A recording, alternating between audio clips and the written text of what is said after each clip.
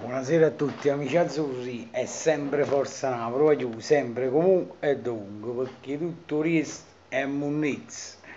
Ragazzi, stasera Napoli PAOK, sinceramente, un bello Napoli, giustamente adesso non guardiamo il risultato 2-0 perché come è scarso sto PAOK. Beh, potremmo fare una decina di gol, però giustamente i cambi, adesso si studiano vari giocatori, la squadra migliore che va in campo, ma diciamo che, come voglio dire, ma è tutta una fase di esperimento, va? Però, a essere sincero, a me mi ha impressionato molto, mo, indipendentemente da che avevamo di fronte il PAOK, una squadra che per me, sottoscritto qua, schifa Viking, è scarsa, scarsissima. Però mi ha dato una bella impressione veramente, sinceramente mi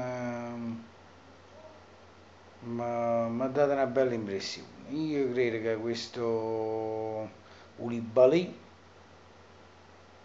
può fare grandi cose. Ovviamente si deve avere una grande difesa, con una grande difesa dall'altro lato e, e bisogna vedere un po' la sua potenza. Beh, voglio, io stasera mi sono visto sta partita bella con calma, con streaming, con il grande Auriem e mi sono divertito. Ovviamente, che vuol dire che fa quando entra Mertens si cambiano proprio totalmente le partite, e che vuol dire che fa? E niente, ora ci vediamo queste altre due belle amichevoli, una col Barcellona e un'altra col PSG, che sono due amichevoli fatte proprio con i fiocchi.